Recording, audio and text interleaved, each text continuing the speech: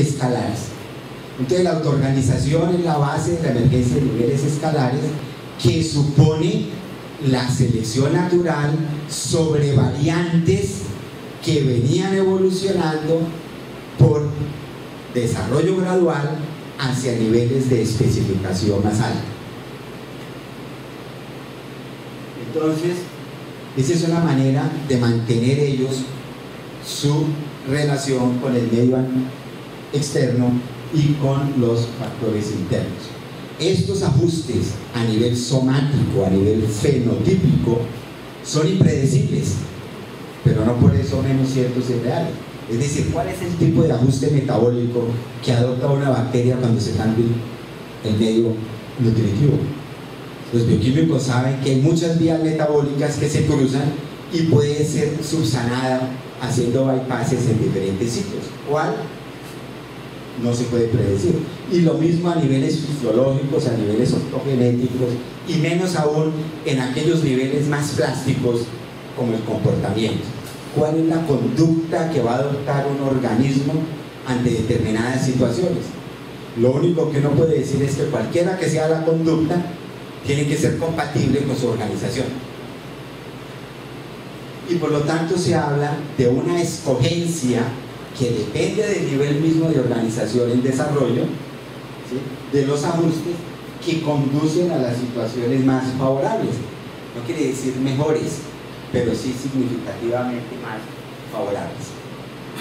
Entonces los agentes en evolución, en la interfaz entre su estado juvenil y maduro de diferenciación, son capaces de establecer nuevas interacciones entre ellos y entre entidades de diferente clase. El caso de los holobiontes, el caso de la célula eucariótica, el caso de las sociedades humanas, en que la interacción con otras especies y con organismos diferentes es fundamental para el desarrollo de la propia, dando lugar entonces a nuevos niveles de organización.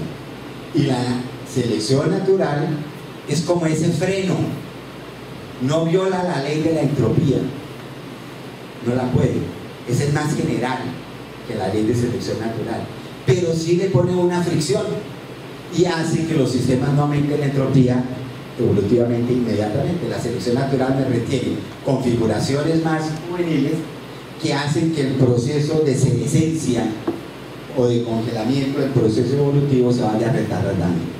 Lo que pasa es que no se retarda porque con la aparición de un nuevo nivel entra un nuevo espacio de posibilidades a ser explotado.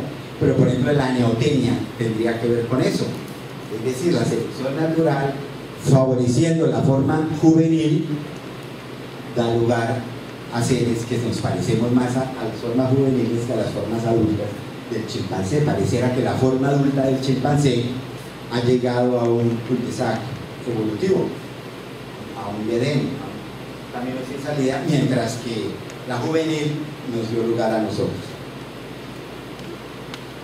Entonces la emergencia de niveles no era meter cajas dentro de cajas, era un nivel emerge, el más básico, molecular, con una gran producción de entropía, pero los niveles subsiguientes requieren menos flujos de energía que el anterior para generarse. Eso explica por qué la vida se demoró tanto en aparecer, pero después la célula eucariótica se demoró varios millones de años para aparecer después de la procariótica, pero la multicelularidad ya son menos millones de años y otros sistemas son cientos de miles, y así cada vez aparece. Y el hombre que llegó en el último segundo de la evolución, según esa metáfora que yo no estoy muy de acuerdo del almanaque evolutivo, que llegamos 4 segundos antes de la medianoche del 31 de diciembre, esto ya no ha habido, en realidad es el último en llegar, ¿sí?, pero porque los otros ya venían apareciendo muy recientemente, pero también es el primero en irse. Es decir, en el sentido de que el gasto de energía que requiere es tan grande que si no se encuentra la fuente de energía necesaria, pues la gran complejidad de la civilización tecnológica avanzada pues será lo que desaparecerá primero. Entonces los otros, de tal manera que entre más complejo es un sistema, más impacto entrópico produce en el medio, ¿sí?, por eso está más arriba. Y entonces tendríamos esto. los niveles superiores, más plásticos, menos restringidos, disipan al entorno mayor entropía que los niveles inferiores. Los niveles inferiores están más restringidos, ¿sí? Y la complejidad superior del nivel, entonces, ejerce ese impacto mayor. Pero están explotando un nuevo gradiente de energía, un nuevo espacio de posibilidades semánticas y de trabajos, de tareas, de funciones que no estaban prescritos en los niveles anteriores. Los niveles inferiores, entonces, más restringidos, exhiben niveles de producción interna de entropía mayores, no los disipan al exterior. Entonces, ¿qué quiere decir eso? Que los niveles moleculares están tan aleatorizados como pueden estarlos dadas las restricciones. Es decir, tienen niveles de aleatorización, pero los que se permiten por la restricción. Y entonces, en esta relación con el medio, hay un problema de si es asimétrica o no es asimétrica. Uno diría que es asimétrica en cuanto que hay un impacto sobre el entorno generado por la actividad de los organismos, en cuanto que hay una tendencia a incrementar la congruencia operacional GE, fenotipo entorno, aunque hay construcción de nicho, aunque el organismo selectivamente toma del ambiente lo que necesita, lo que quiere, ¿sí? Hay una adaptabilidad y hay una escogencia de ajustes, de tal manera que la relación sería asimétrica. La construcción de nicho entonces cambia esas relaciones, es la base de esta simetría. Estos serían ejemplos de eso.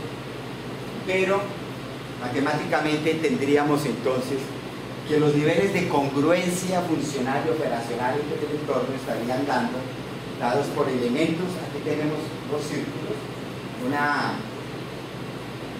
una zona mutua de sobrelapamiento que me expresa esa relación conjunta del entorno con el organismo, esa que le da la funcionalidad y que tendería a aumentar sin nunca llegar a una determinación completa, porque esta parte que no queda cubierta por el entorno, digamos en la parte del organismo, refleja la plasticidad inherente del organismo independientemente del entorno.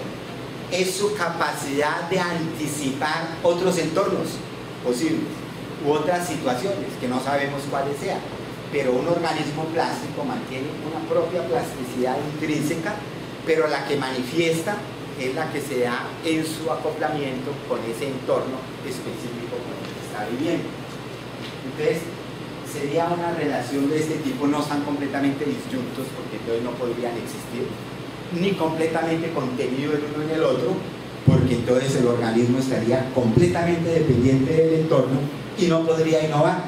Aquí lo importante es que hay una base real, estructural, para la innovación. Este diagrama expreso yo la relación genotipo-entorno y conciliando la idea de jerarquías de especificidad con jerarquías de especificación. Lo que está en rojo corresponde a los pasos de poblaciones de fenotipos que me dan lugar a la selección de una nueva composición genética de la población. Están en rojo y corresponden a la evolución darwiniana propiamente tal. Lo que está en azul corresponde a las ontogenias, la población de organismos en desarrollo.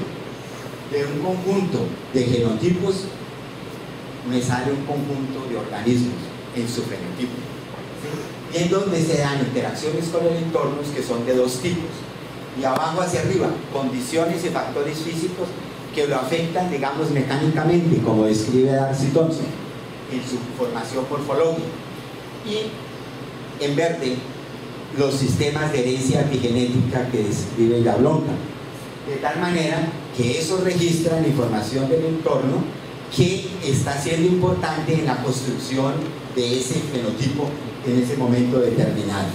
Y ahí es, en las flechas azules son las ontogenias, de tal manera que siempre se está ganando, estamos pasando de fenotipos P0, P1, P2, P3, cada vez más especificados.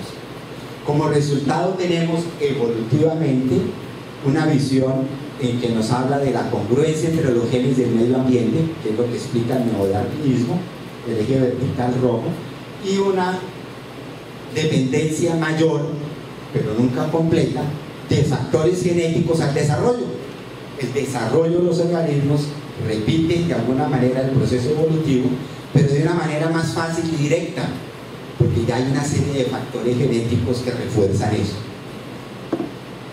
Pero nada quita que la jerarquía se bifurque y se separe, porque las especificaciones que se añaden en cada paso horizontal a lo largo de las flechas azules, lo que me están indicando es que cualquiera que sea el nuevo fenotipo es una especificación de la anterior, pero no dice cuál especificación, por eso puede haber bifurcación evolutiva.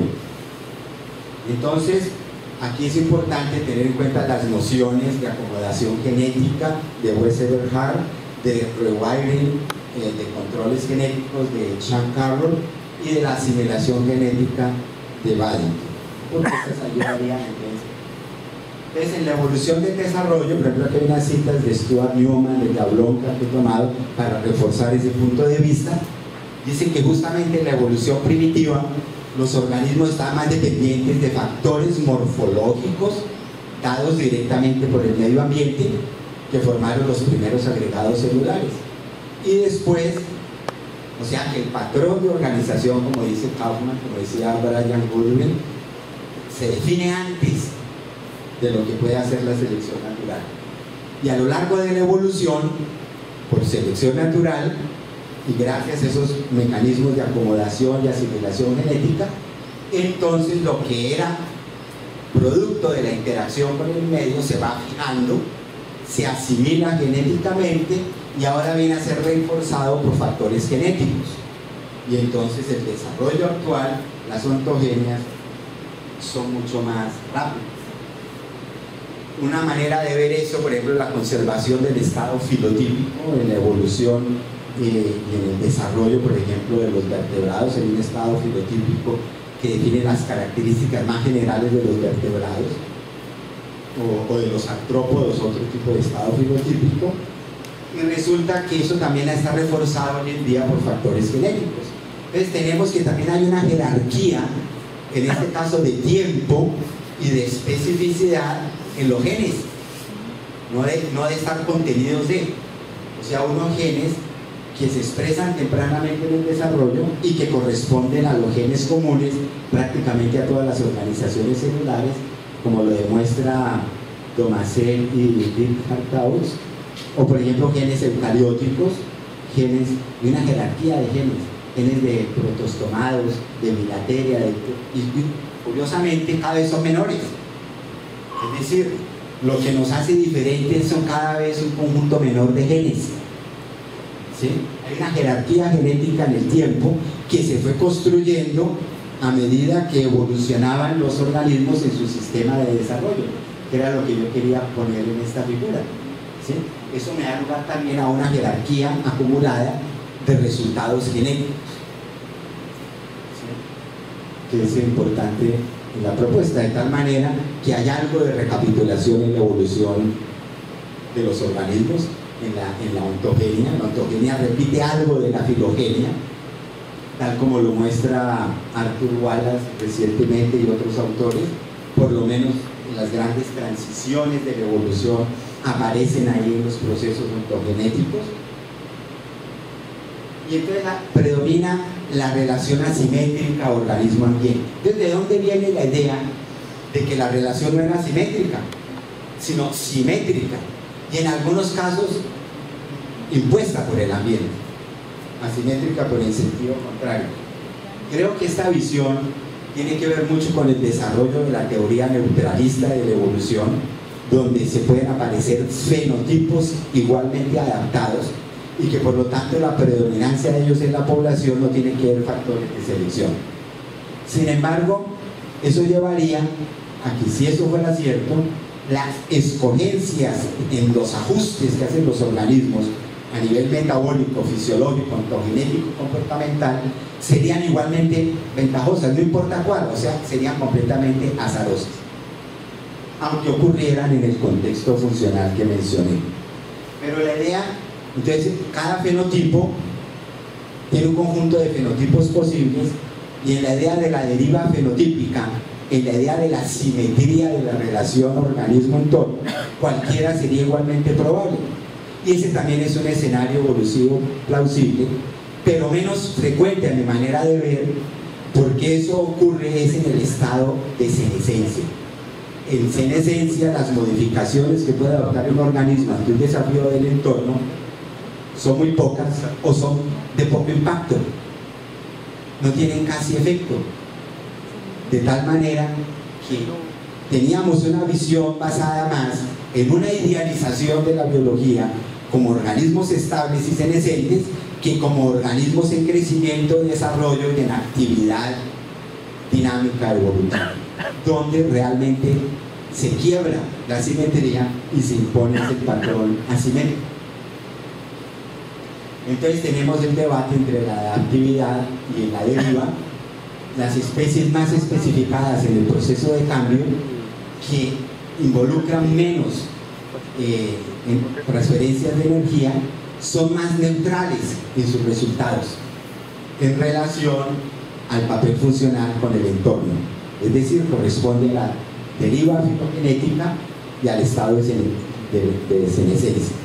Pero entre menor sea el estadio de desarrollo, de la especificación del desarrollo, y mayor las diferencias funcionales que eso conlleva, entonces tenemos el estado plástico y el estado entonces en que la iniciativa la tiene el organismo.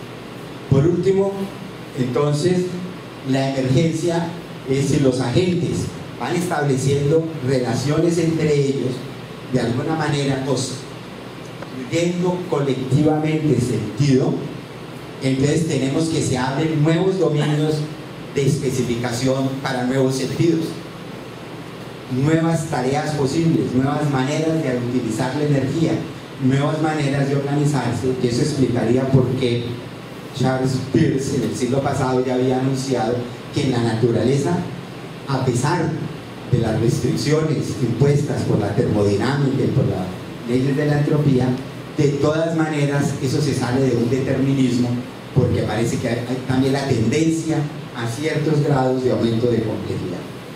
Y por último, entonces, la relación entre jerarquías de especificación y escalares.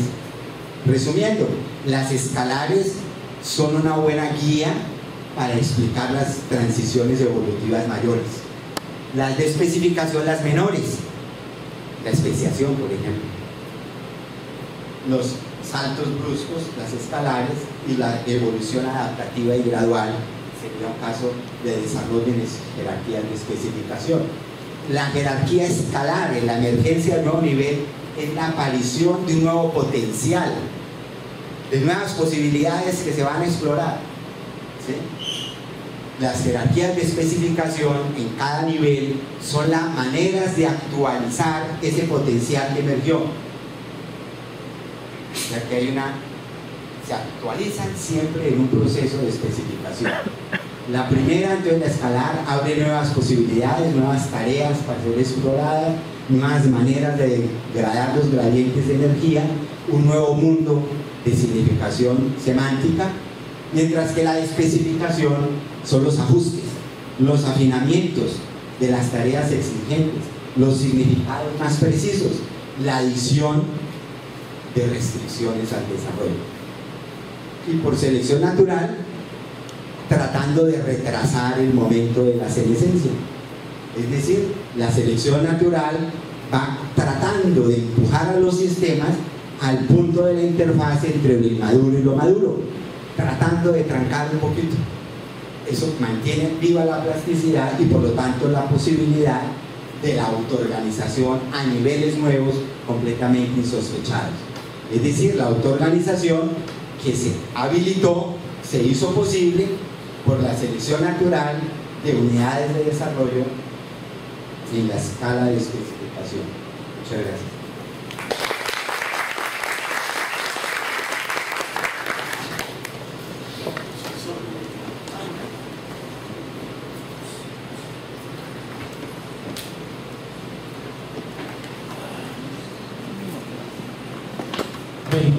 Temos tempo para algumas perguntas. Isso. Lucas, depois essa pergunta também, nós vamos esperar.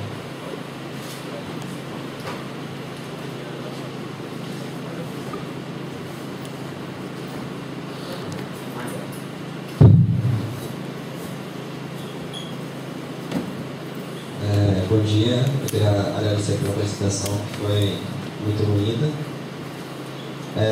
Na verdade, eu tenho duas perguntas. Se para cada nível focal há um nível superior e um nível inferior, e cada nível inferior, por sua vez, pode ser estudado como um nível focal, aí está a pergunta agora.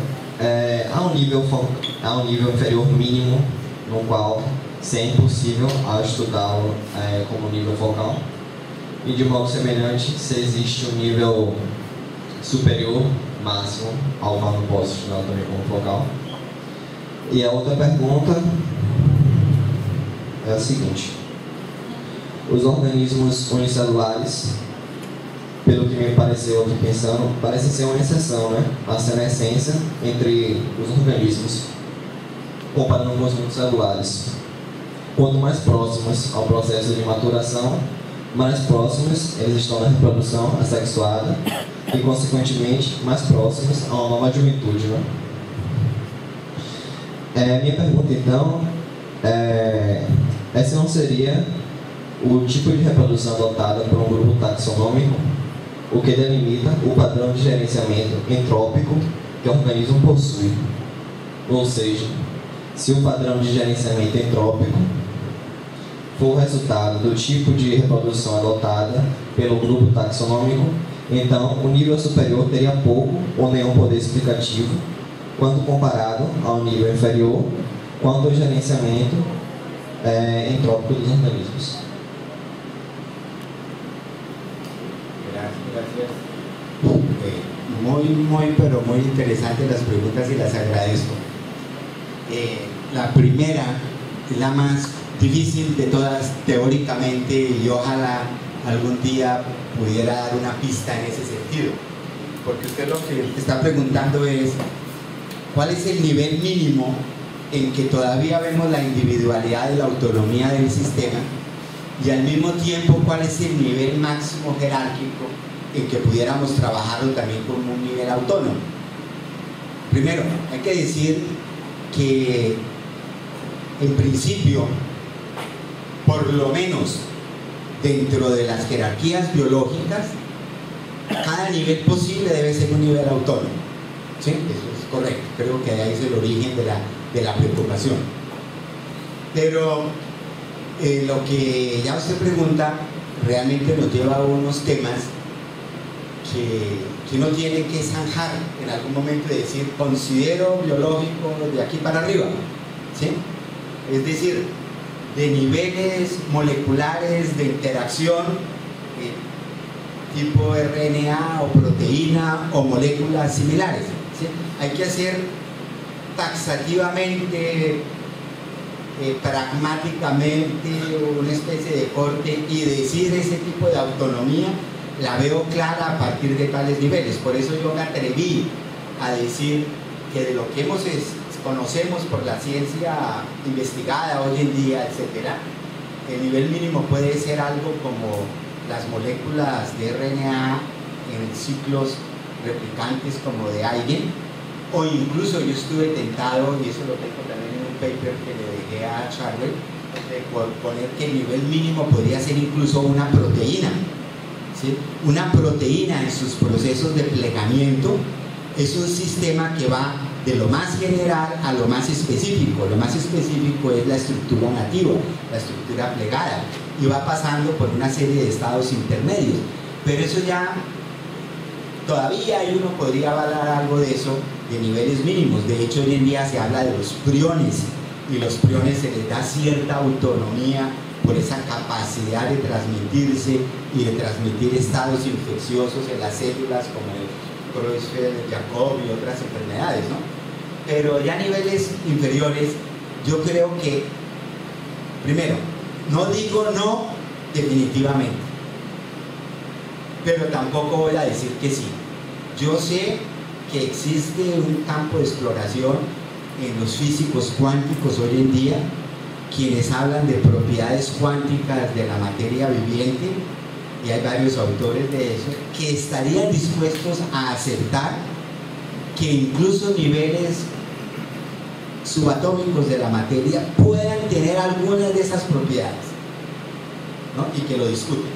Cuando ellos hablan de que, por ejemplo, en lugar de hablar de bits from bits, bits from bits, o sea, información a partir de entidades, hablan de bits from bits, o sea, las cosas, las partículas vienen de los bits, o sea, de algo más general, un continuo exploratorio de información. Pero creo que eso todavía es muy especulativo y que yo no defendería de que uno de los niveles inframoleculares pueda hablar de ese nivel autónomo en el sentido que hablamos de lo biológico. A niveles superiores, pues yo creo que nos encontramos con un límite impuesto de alguna manera por James Lovelock con Gaia, que aunque la Tierra no es un sistema de reproducción rápida, digamos así, sí es un sistema de regeneración permanente. Entonces no se habla de reproducción en el sentido de que la Tierra dé lugar a nuevas tierras, ¿no? Pero sí podríamos hablar de ese límite superior ahí. Pero también ahí viene el terreno de lo especulativo. Eso también es interesante, porque ahí es donde se exploran aventuras del pensamiento. Uno ve, por ejemplo, a este autor Lee Smolin, ¿conoces? El astrofísico que defiende que la expansión del universo a partir de huecos negros y de grandes explosiones funciona de acuerdo al criterio biológico de selección natural. Él ve el cosmos como un sistema de selección natural de los universos más estables. Los universos más estables son los que tienen más huecos negros, y los huecos negros son los que dan lugar a universos hijos, en nuevos Big Bangs. Y hay toda una cosmología biologizada por este autor Lee Smolin, pero yo igual no meto la mano ahí al fuego, ¿no? ¿Sí? Porque no creo que incluso si el cosmos es analogable a ese ser vivo, pues debe tener especificidades en las relaciones de niveles muy diferentes a las especificidades propias de lo biológico. ¿Sí? No sé si eso responde a la pregunta. La segunda pregunta también es muy interesante, porque creo que tú te estás refiriendo a las comunidades microbianas, en el suelo, por ejemplo, etcétera, y comparto tu preocupación. Nuestra biología y microbiología fueron malditas por Pasteur y Koch. Todo el mundo los santifica, estos autores, Pasteur y Koch, pero es que ellos identificaron el organismo responsable de tal cosa y se construyó toda la taxonomía microbiana, olvidándonos que el aislamiento de esos organismos, incluso los que hizo Koch y Pasteur, eran en condiciones experimentales muy precisas y muy sofisticadas, y después acusaban a muchos autores de ser incapaces de aislar una cepa, ¿no? ¿Y cuántos microbiólogos no perdieron el empleo en industrias por ser incapaces de separar la cepa de levadura tal? Porque es que no son separables, forman comunidades bióticas, ecológicas, microbianas muy precisas, que hoy en día están comenzando a ser investigadas, y en ese sentido tendrían el derecho de llamarse individuos, e individuos en que se cumple la característica de mantener la cohesión física y la diferenciación de tareas. Porque también es otro punto, las comunidades microbianas, por ejemplo, de agentes que participan en el ciclo del nitrógeno, fijación del nitrógeno en la Tierra, no todas las bacterias están haciendo la misma operación química. Unas se especializan en una, otras se especializan en otra, y como comunidad microbiana sí fijan el nitrógeno. Entonces sí me parece que hay algo interesante y que habría que hacer toda una taxonomía, pero estamos muy mal porque la microbiología se hizo en base a la cepa aislada, individualizada, negando que el individuo, que los microbios pudieran ser organismos multicelulares, ¿sí? ¿De acuerdo? Ahí hay algo